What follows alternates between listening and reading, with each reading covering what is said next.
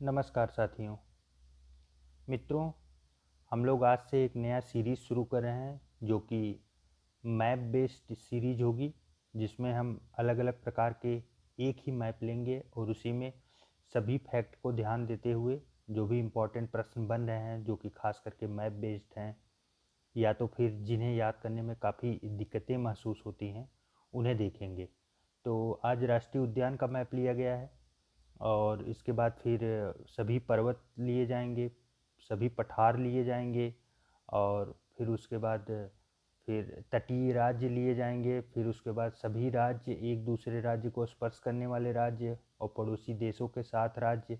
तो ऐसे ही map based बहुत से प्रश्न बनते हैं और बहुत से फैक्ट बनते हैं जिन्हें अलग अलग परीक्षाओं में पूछा जाता है। तो जो वन लाइनर से या फिर डायरेक्ट रीडिंग से नहीं कवर हो पाते उन्हें हम लोग एक ही मैप पे 5-7 मिनट में कवर करने का प्रयास करेंगे कि 10 मिनट के अंदर हम लोग एक मैप पूरा देख लें, पूरा समझ लें, जिसे बार बार रिवाइज भी कर लें तो आसानी होगी हम लोगों को याद करने में भी। और चूँकि यहाँ से आप लोगों को पता ही है सभी परीक्षाओं में खूब अच्छे से प्रश्न अप्लाइड, चूँकि इन्हें बोलते हैं मैप बेस्ड अप्लाइड प्रश्न, तो ये सभी परीक्षाओं में आ रहे हैं। तो इन्हीं को ध्यान में रखते हुए ये सीरीज चलाई जा रही है। तो आज का है भारत के राष्ट्रीय उद्यान। आप लोगों को कैसा लगा आप लोग कमेंट करके ज़रूर बताइएगा मित्रों। हाँ, और लाइक और चैनल को सब्सक्राइब करना बिल्कुल भी ना भूलें। तो चलिए शुरू करते हैं आज का जैव विविधता में भारत के राष्ट्रीय उद्यान का मैप। तो भारत में जो उद्यान है वो कौन कौन से लोकेशन पे हैं, कौन कौन से राज्य में कौन कौन से उद्यान हैं। जम्मू कश्मीर, जम्मू कश्मीर में 3 है। सिटी फॉरेस्ट जिसे सलीम अली बोलते हैं, इंपॉर्टेंट है, प्रश्न आया है। द चिंगम और किश्तवाड़, तीनों इंपॉर्टेंट है, तीनों से प्रश्न आया है।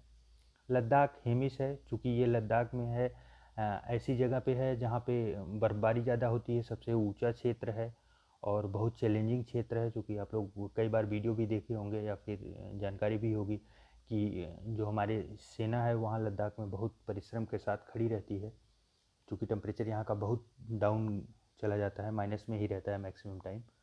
तो इसलिए ये प्रश्न बनता है कि सबसे ऊपर हाइट पे कौन सा है, तो हिमिस है, लद्दाख। उसके बाद फिर हिमाचल प्रदेश में देखते हैं 5 है।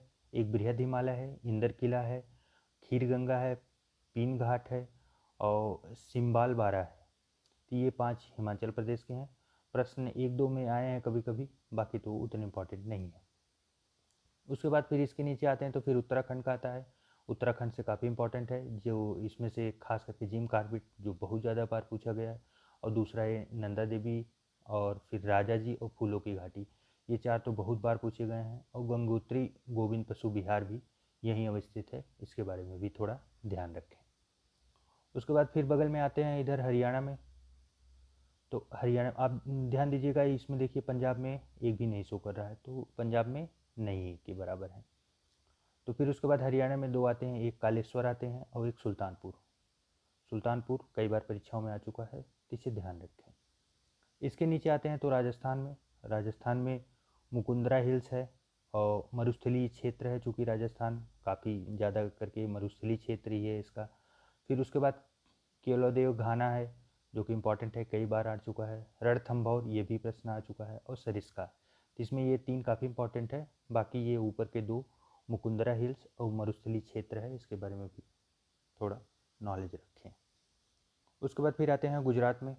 गुजरात में आप देख रहे हैं बस बंसदा है और ब्लैक बक है, और उसके बाद गिर है। गिर चूँकि काफ़ी इंपॉर्टेंट है, यहाँ जो शेर पाए जाते हैं भारत में सबसे ज़्यादा शेर गिर राष्ट्रीय उद्यान में ही है, तो जिन्हें किंग बोला जाता है। फिर उसके बाद मैरीन है, मैरीन जो कच्छ की खाड़ी के पास है।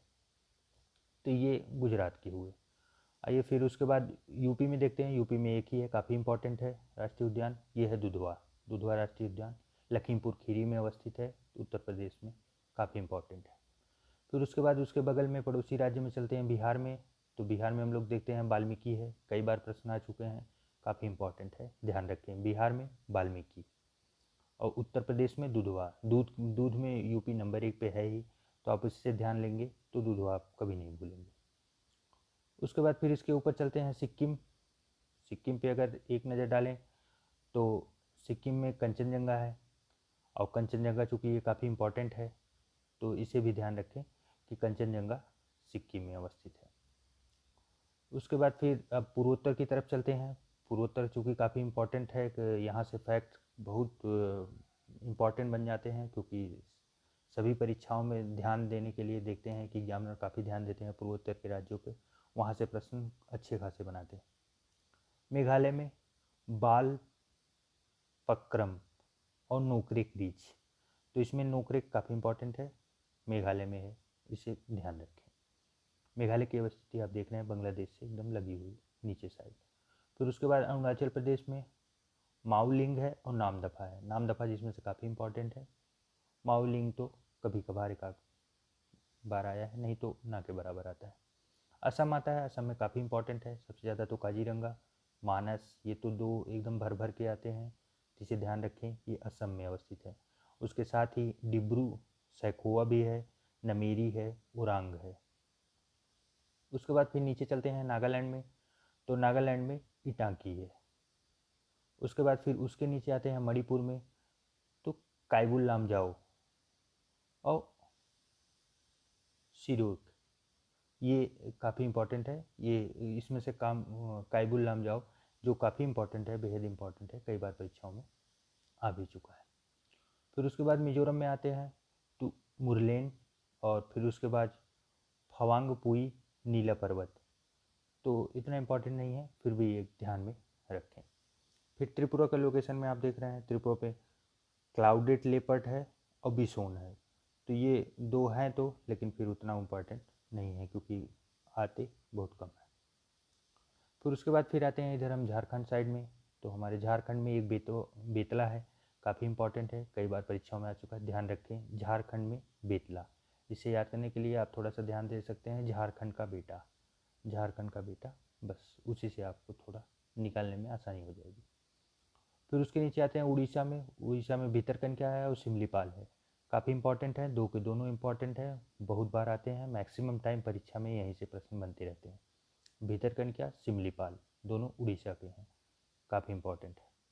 उसके बाद फिर एमपी में आते हैं, एमपी में काफ़ी ज़्यादा हैं, टोटली 11 हैं, तो इसमें बांधवगढ़ है, फालिस है, कान्हा है, माधव है, पेंच है, पन्ना है, संजय है, सतपुड़ा है, वन विहार है, डायनासोर है और कूनो है। अगर इसमें हम इम्पोर्टेंट के लिए ध्यान दें तो इसमें इम्पोर्टेंट कान्हा हमारा हो जाएगा, माधव हो जाएगा, उसके बाद फिर पन्ना हो गया, फिर सतपुड़ा हो गया, ये काफ़ी इम्पोर्टेंट है, बाकी सब ध्यान में रखें। उसके बाद फिर नेक्स्ट में आते हैं, उसके बगल में महाराष्ट्र में तो चंदौली है, संजय गांधी है जो कि काफ़ी इम्पोर्टेंट है, फिर गोगामल है, टडोबा है, नवेगांव है और पेंच है, ये महाराष्ट्र में है। फिर उसके बाद बगल में उसके आते हैं हम लोग छत्तीसगढ़ में देखते हैं तो इंद्रावती कुटरू है और कांगेर घाटी है, गुरु घासीदास संजय है, तो इंद्रावती यहाँ पे काफ़ी इम्पोर्टेंट है, जो कई बार परीक्षाओं में आ चुका है।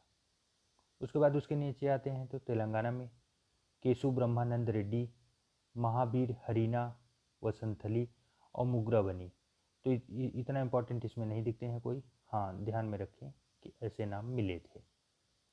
फिर उसके बगल में आते हैं नीचे और तो आंध्र प्रदेश में पापी कोडा है, राजीव गांधी रामेश्वरम जिसे बोलते हैं, रामेश्वरम कई बार करंट में भी रहते हैं, कई चीज़ों के लिए हमेशा ध्यान में रहता है, तो ध्यान में रखें आंध्र प्रदेश में। और श्री वेंकटेश्वर, क्योंकि यहाँ पे मंदिर भी है तो मंदिर की वजह से भी ये इम्पोर्टेंट बन जाता है। फिर उसके बाद इधर गोवा के साइड देखते हैं तो गोवा में महावीर जिसे मोलम बोलते हैं, इम्पॉर्टेंट है, कई बार आ चुका है, जिसे ध्यान में रखें गोवा में। कर्नाटक में तो कई हैं, लेकिन जो इसमें इम्पॉर्टेंट है वो सबसे ज़्यादा एक बांदीपुर है और राजीव गांधी जिसे नागरहोल बोलते हैं, कुद्रेमुख भी है, और बाकी अंसी और बन्नेरघट्टा यहीं पे अवस्थित है। उसके बाद फिर नीचे आते हैं केरल में, केरल से कई प्रश्न बनते हैं, क्योंकि यहाँ पे एक सबसे ज़्यादा तो साइलेंट वैली जिसे शांत घाटी बोलते हैं, और फूलों की घाटी आप लोगों ने देखा, फूलों की घाटी कहाँ थी, फूलों की घाटी उत्तराखंड में था, और साइलेंट वैली शांत घाटी कहाँ है, केरल में शांति है, और फूलों की घाटी उत्तराखंड में है, इसे ध्यान रखें, ये दोनों में कन्फ्यूजन बराबर बने रहते हैं। केरल में एक अनाईमुडी काफ़ी इम्पोर्टेंट है, क्योंकि ये एक दक्षिण भारत की सबसे बड़ी चोटी है, उसी पे अवस्थित है। तो ये उसी क्षेत्र को बोलते हैं। तो अनाईमुडी दक्षिण भारत की सबसे ऊंची चोटी भी है। तो उस इससे दो चीज़ें हो गई, तो दोनों याद करने में आपको आसानी होगी। उसके बाद फिर इरावी इराविकुलम है, और मथिक तन्न है, मथिक तन्न 16, और उसके बाद पराविकुलम 16 और पेरियार। तो इसमें से इम्पोर्टेंट पेरियार है, एक अनाईमुडी है और साइलेंट वैली है। और उसके बाद फिर आते हैं तमिलनाडु में। तमिलनाडु में भी 5 हैं। तो इसमें कौन कौन से हैं? एक गिंडी है, मन्नार मैरीन है, इंदिरा गांधी जिसे अगस्त मलाई बोलते हैं, ये इंपॉर्टेंट है काफ़ी। मुदुमलाई कई बार आ चुका है, ये भी इम्पॉर्टेंट है।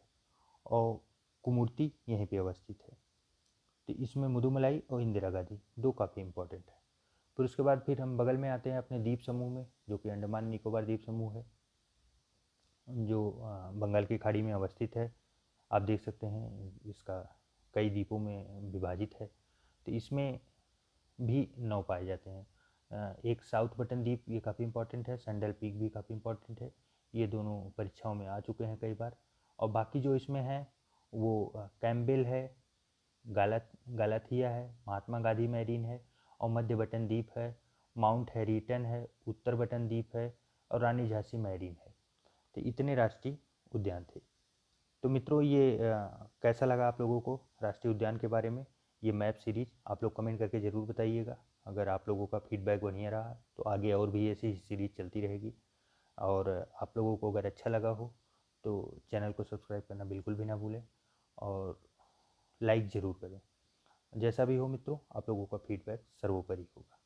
फिर मिलते हैं एक नए इनिशिएटिव के साथ, एक नई सीरीज के साथ। तब तक के लिए धन्यवाद।